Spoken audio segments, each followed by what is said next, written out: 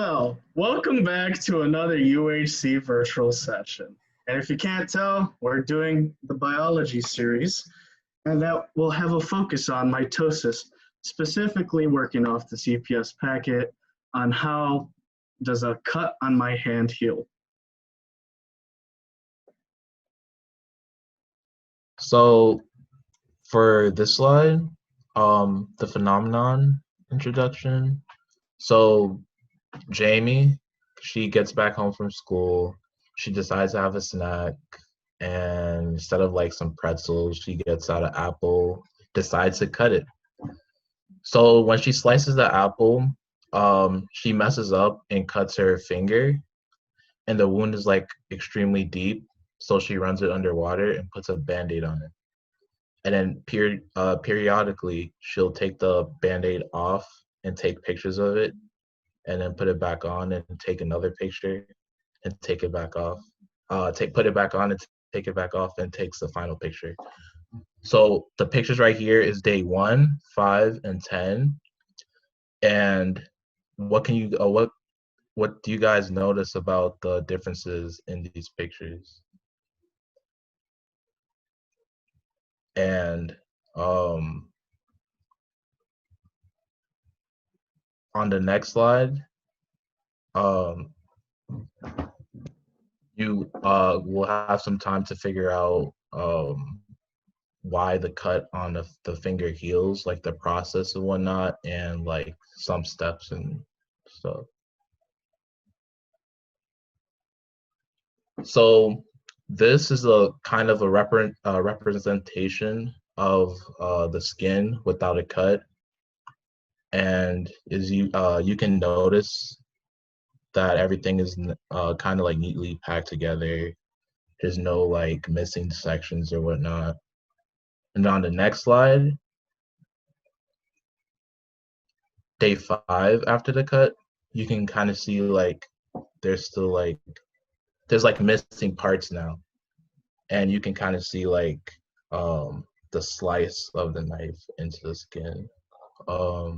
It's missing the bottom portion, which is like the deeper parts of the skin, as well as the top section, which is like the top layer of the skin, which protects you. Then day 10 after the cut, you still notice that the deeper sections are like still missing, but then at the very top you see some like really like this dark line over across, which would be like the top layer of the skin trying to form together.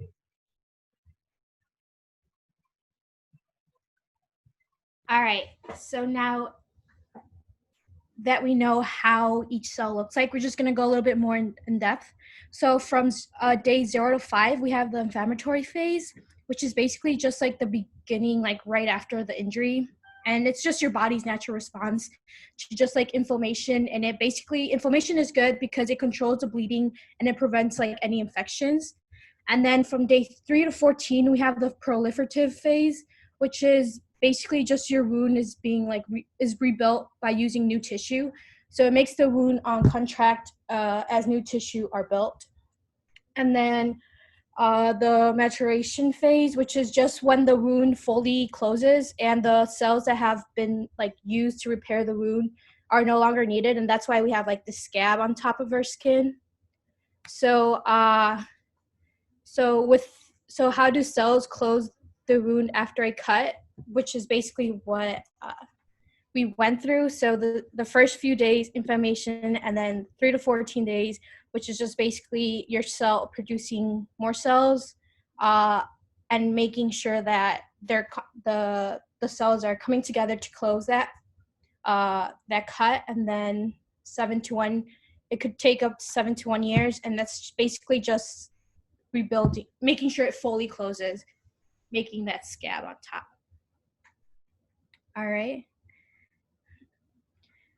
So as the video plays, we're gonna be able to see how this wound is getting closed up by cells. And the things that are highlighted, the circles, are basically just mitosis. So it's basically just creating identical cells, and you could see it dividing. And thus, that's why we're able to close it up, because we're getting new cells. And that's basically just how it looks under the microscope.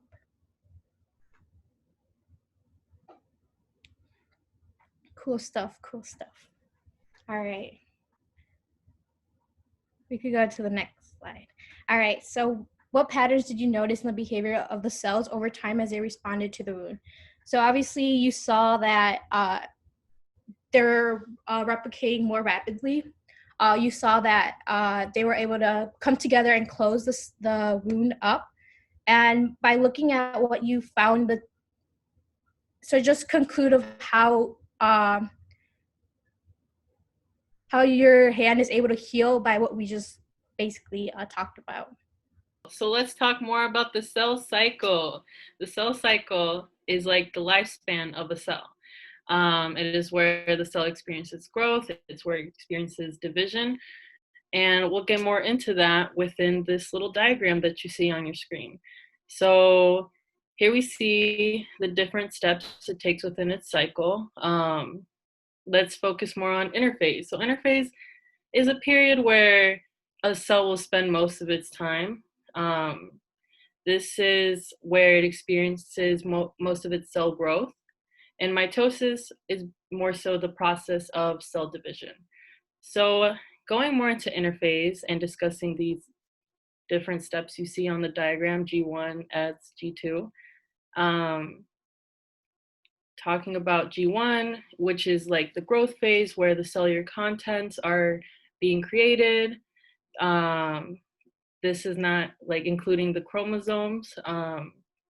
And this is also where proteins are created and stuff like that. So if the cell decides to continue on to S phase, it'll go right ahead. But if not, it can also go into G naught, where the cell's like, I'm out of here, we're done. And that can be a possibility too. So then we go into S phase, where each of the 46 chromosomes is duplicated by the cell. So you know how we receive 23 pairs from our parents, so then that is duplicated within this step. Moving forward to G2, this is more so like the preparation for mitosis. So trying to make sure everything is, right on point, no errors, make any repairs that are needed, is what's occurring within this phase right here. And also when this is where we start creating those microtubules. And next we'll go into mitosis, where it has its own steps within that process. We have prophase, where we see the sister chromatids are together through centromeres, and we can get more into that later, but there's another step called metaphase, where sister chromatids are in the middle, they line up in the middle, so that's a cool way to like remember that step, metaphase middle, because sister chromatids do line up in the middle. And then there is anaphase, where the sister chromatids, or the chromosomes that we were discussing, are pulled to opposite ends within the cell. And then telophase, cell membrane begins to pinch in, and it prepares for cytokinesis, which is listed within this diagram. And cytokinesis, well, that is the result of the two daughter cells that are created within this cycle.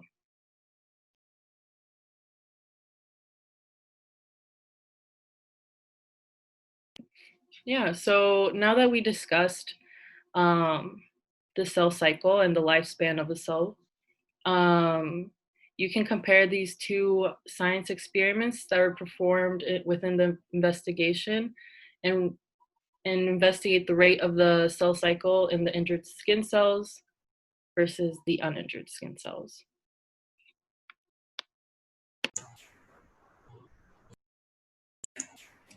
All right, y'all. So right now we're going to look into some scientific research that goes into this kind of thing. So cells actually doing mitosis when they have to.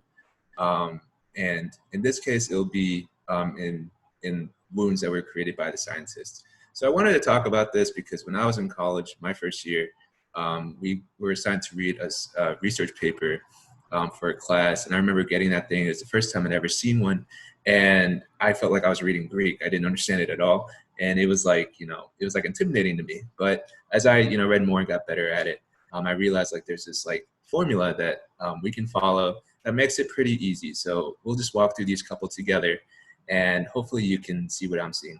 So in this first one, in any research paper, I think it's important to remember that each research paper follows a scientific method, which we all heard about before, right? So we have a question, we do some research, we design an experiment, and we do the experiment to hopefully get some results, right? And those results will help us understand our question more and hopefully provide an answer. So in any scientific paper you read, first thing to keep in mind, what are they trying to answer? What question are they trying to answer, and what's their hypothesis?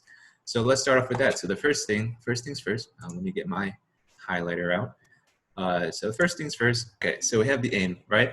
And so the aim is pretty straightforward. It's just one sentence long. So we have our lead scientists, Drs. Sullivan and Epstein. They're aiming to determine how mitosis proceeds in the healing of wounded skin on the human epidermis, which sounds like a long, complicated sentence, but all they're trying to see is how does mitosis happen in the healing process? And in this case, it's wounded skin on the human epidermis. And epidermis means the outer skin, which you already know because you are super smart. Human epidermis. Oh man, I can't annotate anymore. It's okay, y'all. All right, so we have our question, and then next is the methods. So let's read a line together. So we made 17 to 25 wounds, 5 millimeters long, 2 to 4 millimeters deep, with a razor blade on the outside of the lower legs of 4 healthy white males ages 25 to 35. Oh, y'all, I'm a healthy male. I'm 25 years old, but they could never do this on me. I've never let them do this on me. That sounds painful. But anyways, okay, so they made these cuts on the outside of the legs of these guys. And so during following 4 days, biopsies were obtained. So the word biopsies in bold, it just means you take a chunk of tissue from whatever site you're researching, and you look at it under a microscope. So biopsies were obtained, so they took chunks out of these healing wounds, which sounds even more painful. I'm telling you, y'all, they would not be able to do this. I wouldn't sign up for this. Were obtained at 6-hour intervals, and each wound was examined by biopsy only once. So why would they do that? Why would they make a bunch of wounds and take biopsies at 6 hours apiece? So, so that's to get a visual, to get a feel for the healing process. So what happens? What does the cellular activity look after you get a wound? Okay, how about 6 hours after that? Let's look at that on a microscope. How about 6 hours after that? So here they're just trying to get a picture for the healing process over time. All right, calcimid, a drug that stops cell cycles, then injected intradermally. Intradermally just means in the skin. Suspend mitotic activity. All right, the biopsy specimens were fixed immediately in 10% formalin, a preservative, put into paraffin wax. So that's to make sure that the cells are staying still, so that the cells don't do anything after they've been cut out of the tissue. So you can look at it like a snapshot at the exact moment that it was taken out. All right. So mitotic activity is estimated by counting the number of dividing cells seen in 4,000 intact nuclei. So that means, that sounds pretty tedious, but so what that means, they looked at it under a microscope, right? And they counted up the number of mitotic cells. So you can tell a cell's going through mitosis based on, you see chromosomes, like Sarah was saying earlier, you see like the chromatids, maybe you see them in like metaphase or anaphase or whatever, but usually when you see chromosomes, it means mitosis is happening. So, so they counted up all these mitotic nuclei, and they made a ratio that they called the mitotic index, that was expressed as dividing nuclei per 1,000 interface nuclei. So mitotic index just means how many cells are going through mitosis at a given time. All right, so it seems like a pretty solid, well put together experiment. So they created a wound scenario. They actually made wounds on these guys, and they took the cells from those guys and checked out how much mitosis was going on at different points, at different time intervals. And these are the results. So so this is the good stuff, y'all. So so we'll see here on the y-axis, which is your dependent variable, if you remember from our last lecture. So the dependent variable on the y-axis and the independent variable, so that's just time, on the x-axis.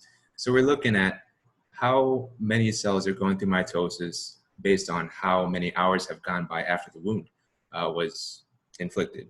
So, so as we see all these squigglies, and we see pretty common like spikes in mitotic activity. So that probably means that the body is initiating the healing processes at those times, probably around 48 hours, and regenerating new cells to replace the ones that were injured during the cut. So, so that's the summary of this experiment here. Can you go to the next slide, please?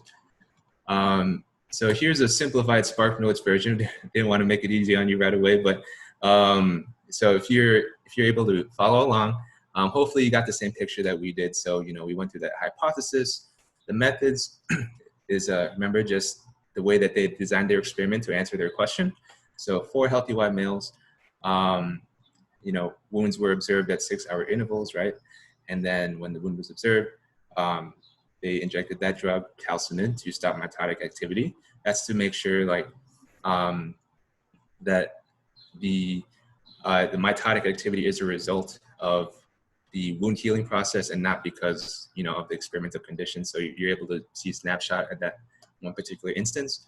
And then a microscope you use to count the number of dividing cells. Okay, so yeah, and the results, as you see there, that's the sum of this experiment. So what can we learn from this? Actually, no, that'll be an activity in a little bit, so we'll save that for then. But hopefully you're able to follow along and get a gist for what that experiment was talking about.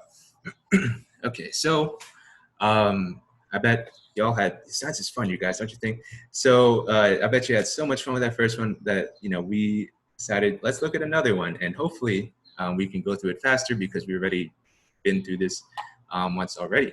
So this experiment is pretty similar to the last one, so that's a good thing. A lot of things are the same.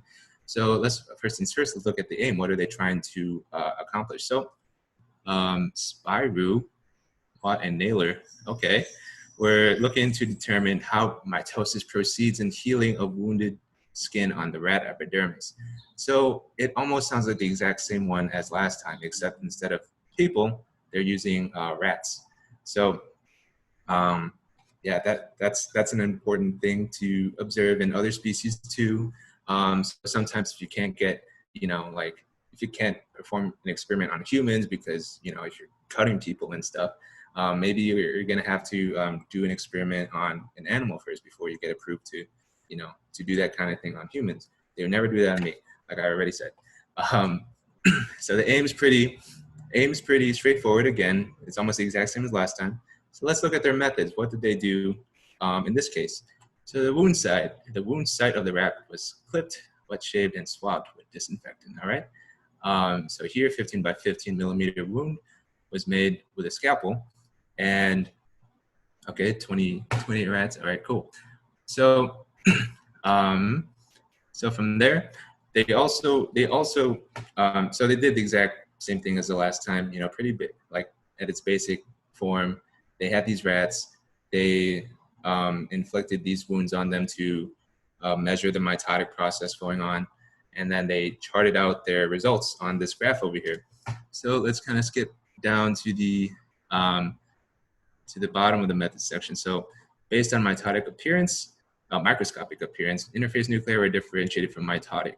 All right, so all mitotic nuclei were located and counted. So the exact same as last time. They took these biopsies, right, and they looked at it under a microscope.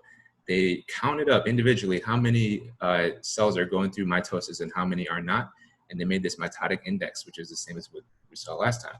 So here we have another graph of the mitotic index.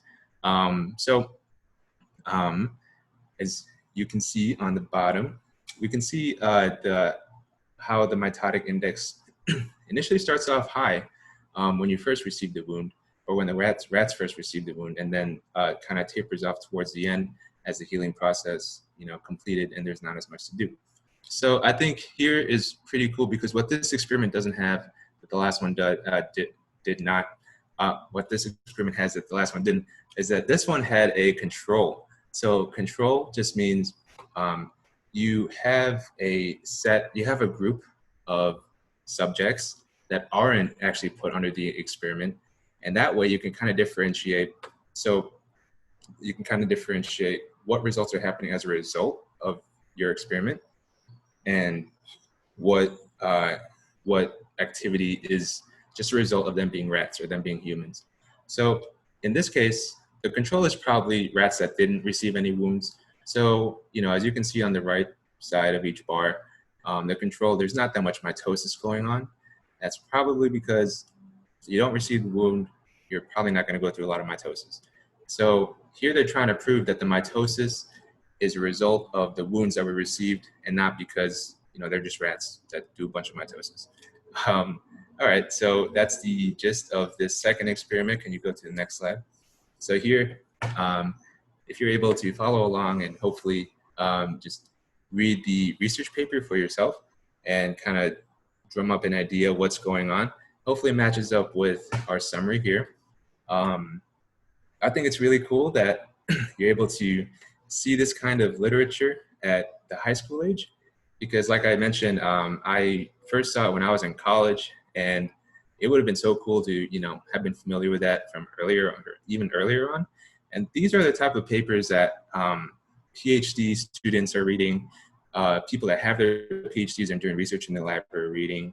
As a med student, we get assigned to read these readings a bunch too. So it doesn't really go away. If you like to go into science, it's good to get a feel for just how scientific literature is, and be able to understand it from there. So if you're able to follow along in these experiments, you're doing awesome, and that'll definitely serve you well as you pursue your career later on. So yeah, that's our little I don't know, tidbit of research papers for this.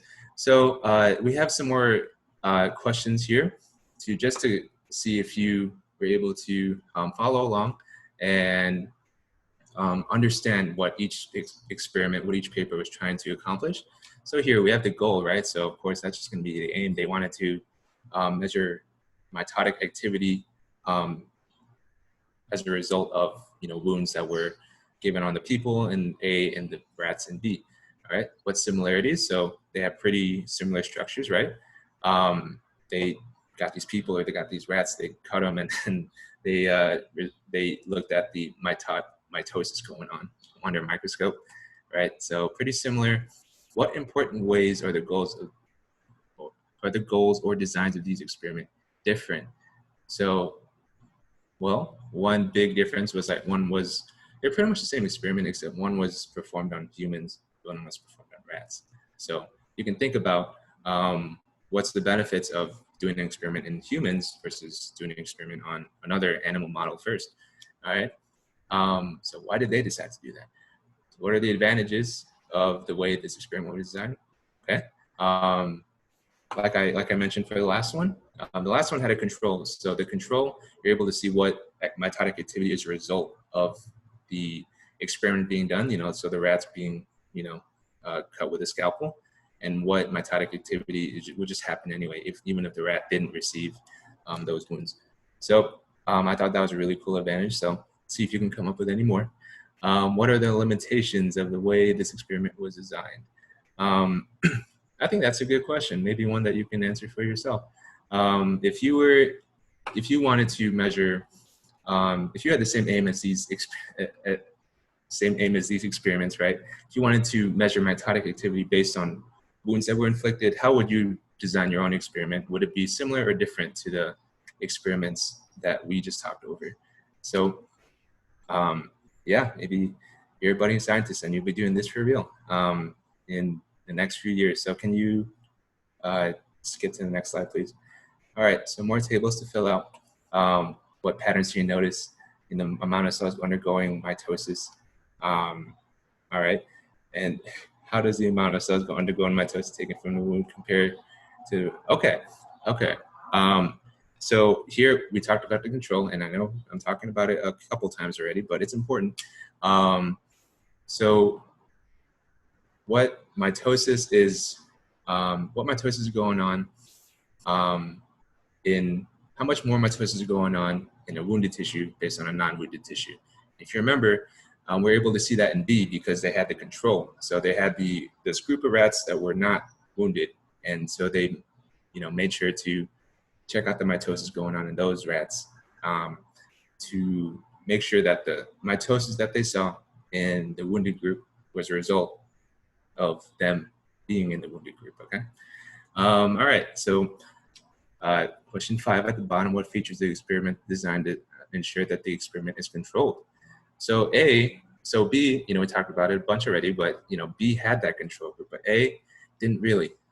So I think that would be an experimental flaw in A, because you don't know if that mitosis is going on because they're just living, existing, and it would happen anyway, because we don't have a baseline. Whereas in B, we had an unwounded group, so we were able to see the baseline and see how the wounded group deviated from that baseline.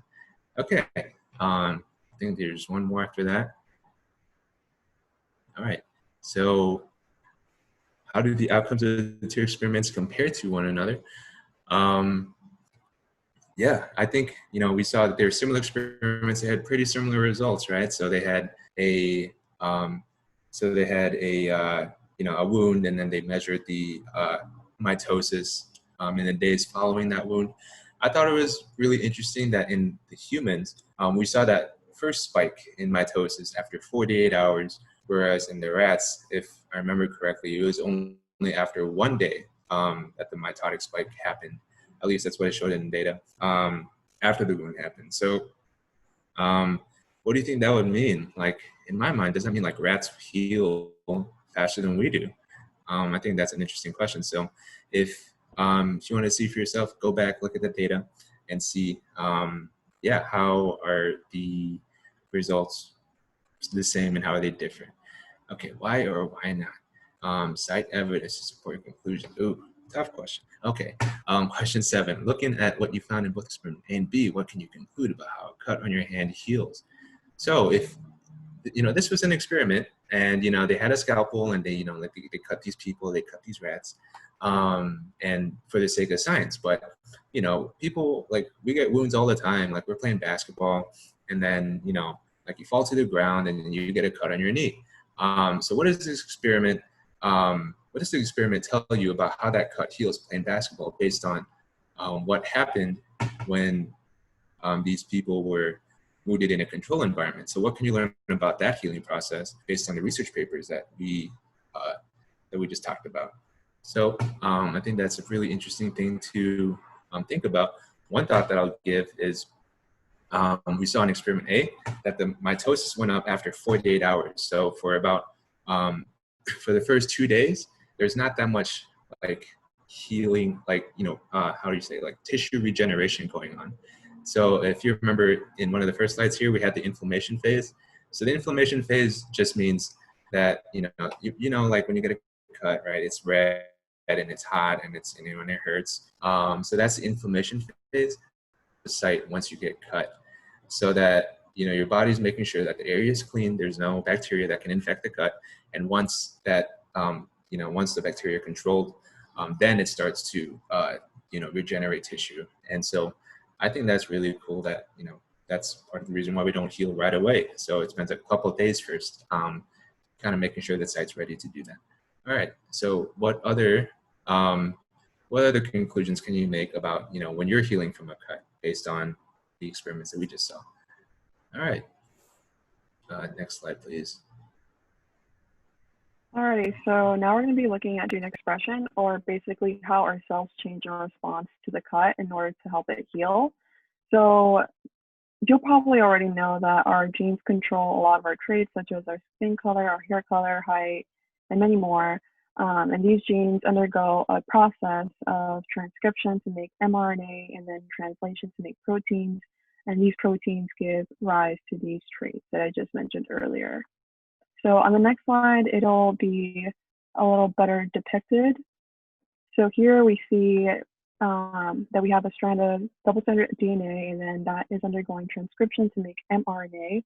And then the mRNA then undergoes translation to make protein. And like I said earlier, these proteins give rise to these traits that make us all unique. So these genes aren't always turned on. These genes are regulated. So genes can be turned on or off depending on the situation. So an example is the INS gene, which produces insulin. In the presence of sugar, it turns off, but when it's when there's no sugar present, then the gene turns off. So for example, let's say that you're eating a sugary donut. This sugar triggers the gene to turn on, the INS gene turns on. And then when you're finished eating the donut, the gene turns off. And then no more insulin is released. And in the repressible system, this is where a hormone that is made, when a certain concentration of a certain hormone is reached, it represses the expression, which essentially means that the gene will no longer be expressed. And there's a better depiction of this on the next slide. So here we see a green rhombus. So on the first example, this green rhombus basically depicts a transcription factor, which essentially will allow the gene to be transcribed. So if this transcription factor is on the DNA, it'll lead to mRNA, and then that mRNA will make a protein. But if there is no transcription factor on the gene, as you see in this middle example, then no mRNA and no protein will be produced. And then there also exists negative transcription factors, which essentially are transcription factors that do attach to the gene, but also result in no mRNA and protein to be produced. So essentially the message that we're trying to convey here is that cues from the environment in your body can trigger transcription factors to turn on or off, depending on what's going on in your body. You guys, one last research paper. So let's take a look at, first things first. What question is this, block of data trying to answer, right? So let's look at the aim here. So Dr. Mazzalupo, whoa, that's a cool name. Okay, oh, sorry, I got distracted. Aim to figure out if more keratin proteins are made in response to a cut. All right, pretty simple enough. So how would you measure that, Dr. Mazzalupo? Well, so here, scientists made a small cut in the skin of embryonic mice. A lot of cuts in these research papers, man. Like, that sounds painful. And then they isolated cells from both the cut site and uncut site as a control. Okay, here, that control, that's a good thing to have, remember. So scientists extracted keratin mRNA. So here we have some pretty like sciencey sounding words, but if we're able to keep track of just which thing, just keep track of what everything means, then hopefully this wouldn't be too hard of a like research paper to wrap our heads around. So okay, keratin mRNA. So keratin is just a protein. It's just a structural protein that it helps cells like build some structures. So like your nails made of keratin, your hair made of keratin, lots of keratin in those structures. So keratin, it would be a protein that would make sense if if we got cut, we need to do some rebuilding. So keratin would probably be something that would be implicated in the healing process. So mRNA, as was just talked about, so mRNA is just it's called messenger RNA. So it's copied from the nucleus, from the chromosomes, and that particular gene copy then goes to the ribosomes, right, to make a protein. So that's how instructions from the nucleus gets out to the rest of the cell, and then and then from there, the protein is made, and then it does what it's supposed to do. So here we have keratin mRNA, so basically keratin instructions from these cells, and use it to measure the degree to which the 4 keratin genes were turned on or off in response to the cut. Okay, pretty straightforward. So we have a cut. So let's measure how much keratin and what different kinds are made in response to the cut and when. So here, okay, so we know what they did. Now let's see what results they got. So in the data below, you'll see different levels of gene expression for 4 different keratin genes. All right, so if you look down, so this is pictures of something that's called gel electrophoresis. So gel electrophoresis just means that you have this gel. I've done it before when I was in college in the research lab. It's it's like this, like it's really similar to Jello. And then so what happens is you take these these fluids of whatever you're trying to measure. So, you know, if we have a, you know, like a cellular extract, so you get all the fluids in the cell, and you inject it to one end of the gel, and then once you know you get the once you get the all the components on one end of the gel, you turn on an electric current, and because DNA is actually negatively charged, the DNA on one side of the gel will actually traverse through the gel towards a positive charge when you turn on an electric current. And so here, so all the DNA that's of a particular, you know, particular size. So here the different genes will all congregate in one like cluster, and then they will all move together because they're all the same size. So bigger DNA pieces will actually move slower, and smaller DNA pieces will move faster. So you can differentiate what genes are in that extract that you put in the cell or in the gel, and based on the size of the bands that show up. So let's see. So here, when you see a band here, so as it says here, up on the results, brighter bands on the image indicate that more mRNA is present in the sample, and therefore the gene is being more highly expressed. So, to sum up, if you see a bright band, that means that the gene is there, and the brighter it is, the bigger it is, that means the more of the gene is being expressed. So, so then we have K6A, K6B, K16, K5. So these are all just different types of keratin. They're all keratin, just different types. They're all keratin. And then here all the way on the right, they said they had a control. And here the control is something called GAPDH. So GAPDH is a metabolic gene. So it's present in the cell to break down sugars. So it actually doesn't have anything to do with wound healing directly, but because, you know, it's an important gene, it's always going to be there. So they wanted to make sure that their experiment was working correctly. So if you can see GAPDH, you can see a band there. That means that you got the DNA that you need, and your equipment is working correctly. So okay, so we have the 4 types of keratin, and then they measured it at 0 hours and 12 hours. And I don't know what UNW means. That's kind of weird. But anyways, so at different times, right? So here, you know, just looking at the image, remember the brighter bands means that the gene is expressed. Just looking at the image, what genes do you think are expressed the most, and why, and when? So we're looking at the brighter bands here. At 12 hours, K16 is pretty bright.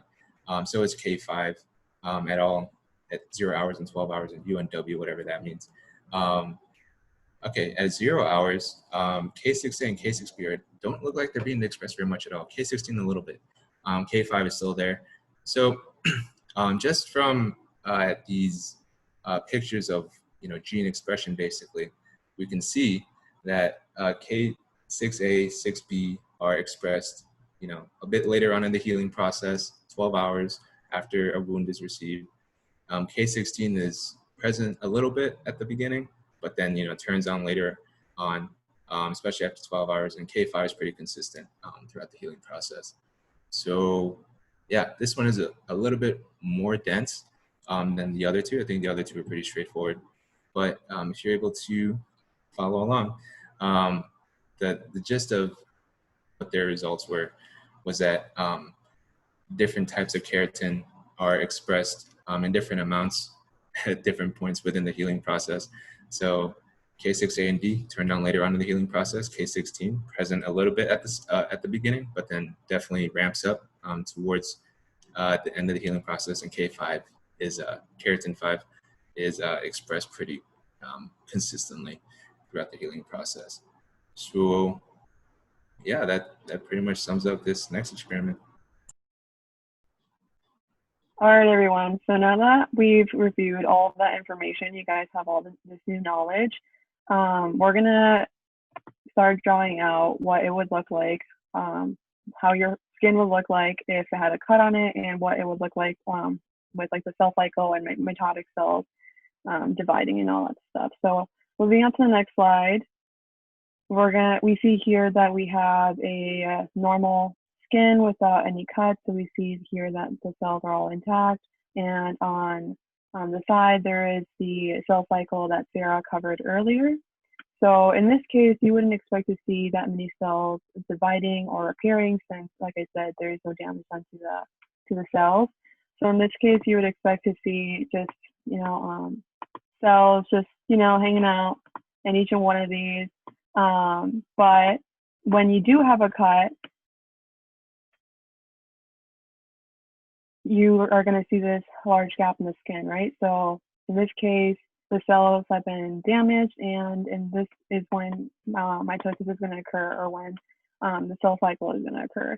So in this case, what you have to do is you're going to have to go in and draw in the cells. So we talked earlier about the cell cycle and mitosis. So we know that this is going to be my little cell, but we know that inside a cell there are chromosomes, and those chromosomes are going to be dividing and separating and giving rise to all these new different cells, which are essentially going to end up being your skin cells, like this one. So this is day 5, and on day 5, cells are going to be repairing, but by day 10, let me just erase this. By day 10, we would expect to see more cells already repaired, because the cells would have had more time to repair themselves and given 5 more days. So you're going to have to go in and draw the process of mitosis and essentially show how the cells are repairing over the days. And then on the next slide, essentially here, you're just going to be reflecting on everything that you've learned. So looking at the previous slides from the skin cells and all that stuff, drawing those out, you're going to write down why you did the revision and providing your evidence for your reasoning.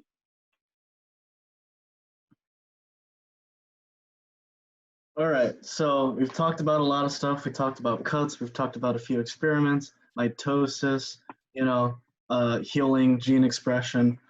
But we wanted you to think about 2 things essentially, which is how scientists develop models to explain phenomena such as healing a cut, and how does it make you think differently about what happens to your skin when you get cut, along with everything else we've been teaching and assignments that CPS puts out. And to help you with those assignments and these reflections, we have made a glossary that you can refer to find, the definitions to different words that may be helpful to your understanding. We have also added a few videos that you can take a look at on your own if you would like a deeper understanding or you would like additional resources. But thank you for watching. We hope you enjoyed the presentation. If you have any questions, feel free to leave it in the comments section. And if you want to keep up with us on social media, you can find us on Instagram at uic.urbanhealth.